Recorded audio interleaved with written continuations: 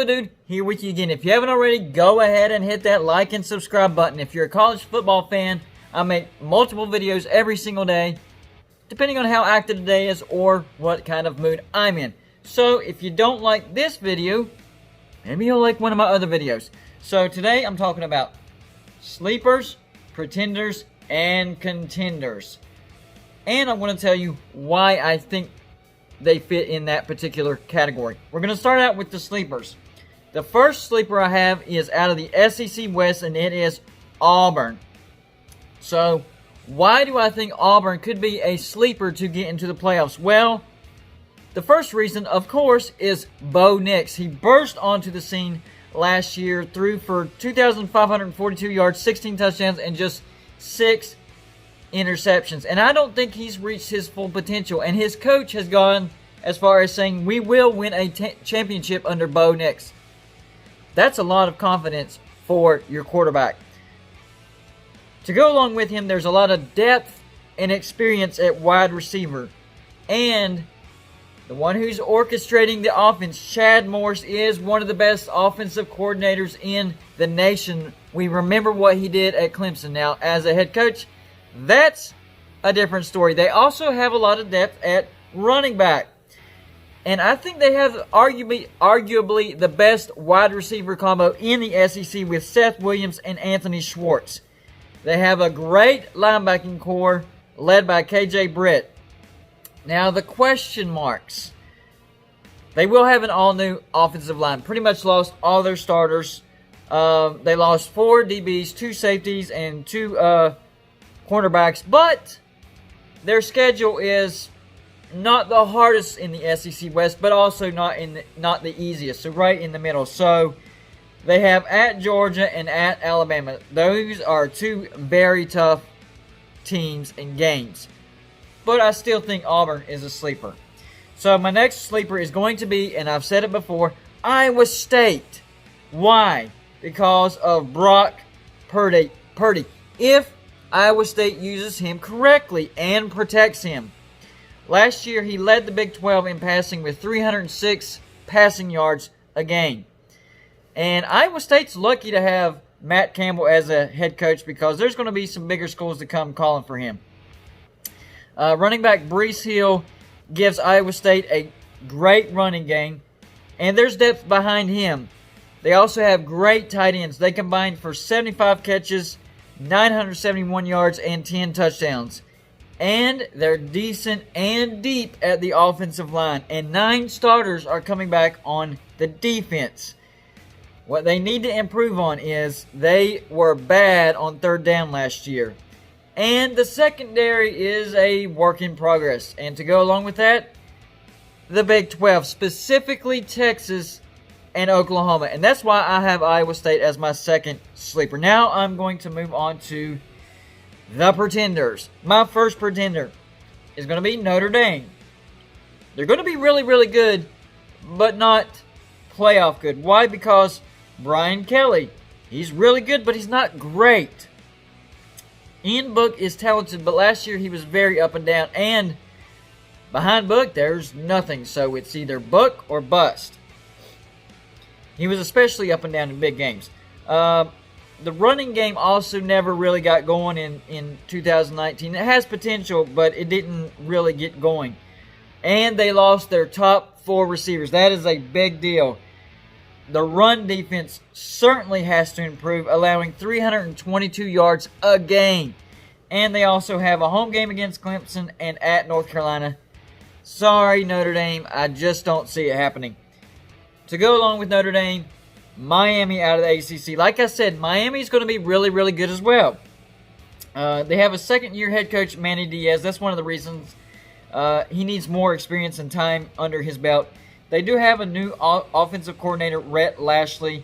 They're going from pro style to spread, and I think that will be especially good because they got Derek King in the transfer. But the O-line needs to be fixed. They allowed 51 sacks. That is the most in the Power 5. But to go along with Derek King, they have tight end Brevin Jordan and running back Cameron Harris. So there is some talent and explosive capabilities. So that will allow Miami to be really, really good, just not playoffs good.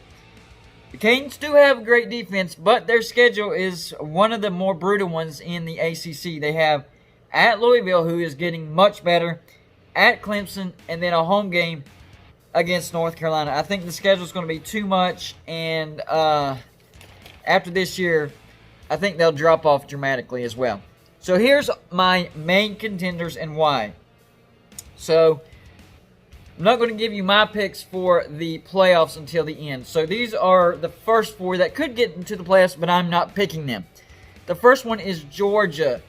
And I think it's actually a good thing that Jake Fromm is gone. Look, he had some good numbers, great numbers, but he wasn't clutch and he couldn't handle pressure.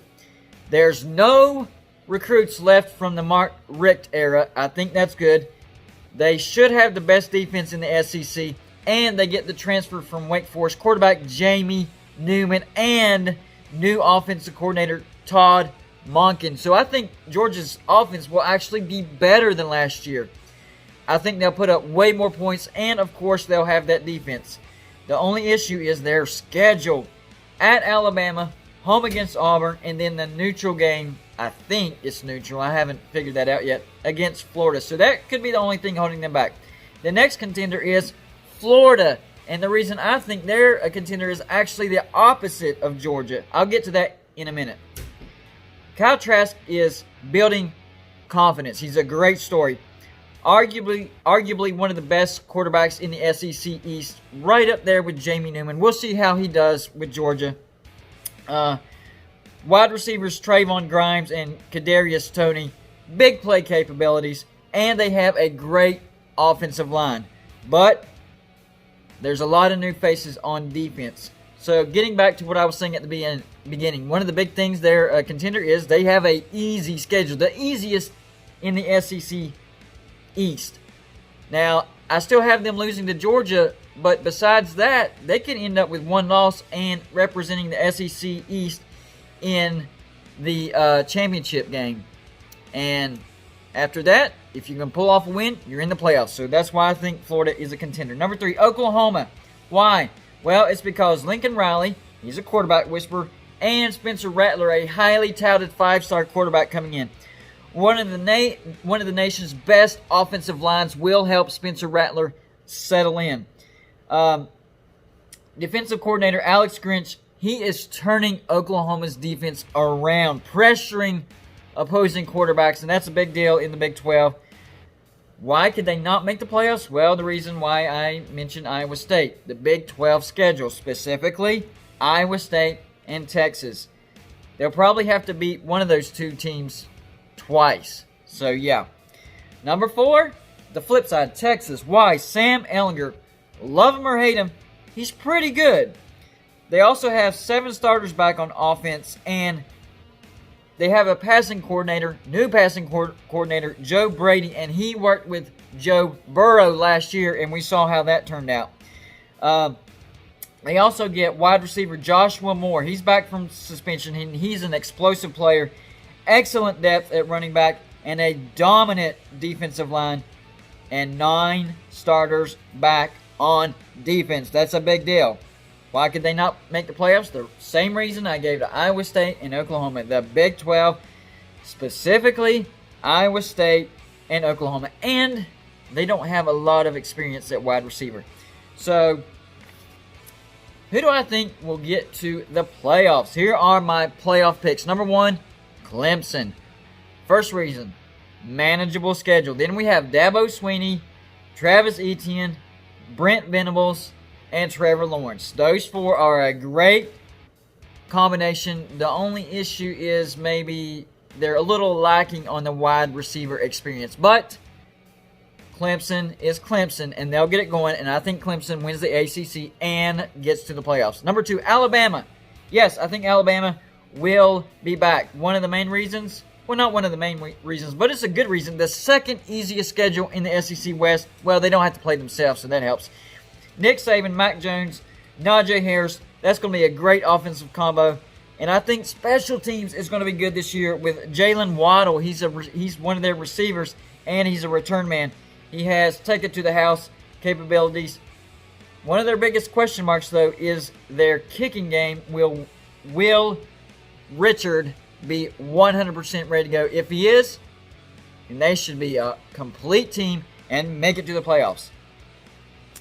And number 3 will be North Carolina. Why?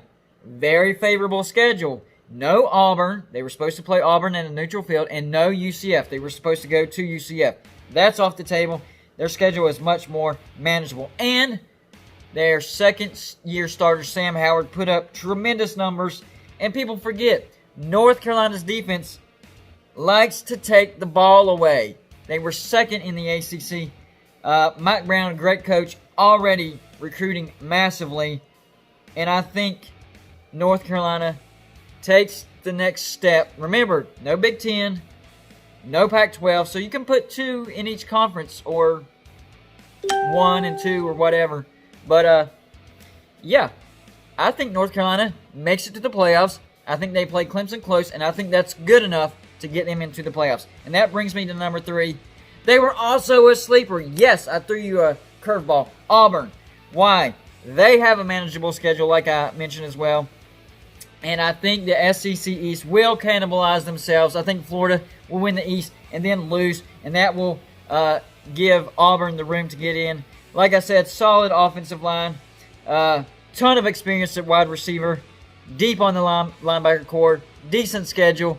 Yes, I think 2 ACC teams get in. And 2 SEC. 2 SEC? 2 ACC. I think the Big 12 gets left out. I think that Iowa State, Texas, Oklahoma, round robin, I think all 3 could end up with 2 losses somehow, some way. So, there you go. My predictions, pretenders, contenders, and sleepers. Let me know what you think. Agree or disagree. Either way, I like to hear from you. That's all I got for you for this video. Like and subscribe if you haven't already, and I'll see you on my next video.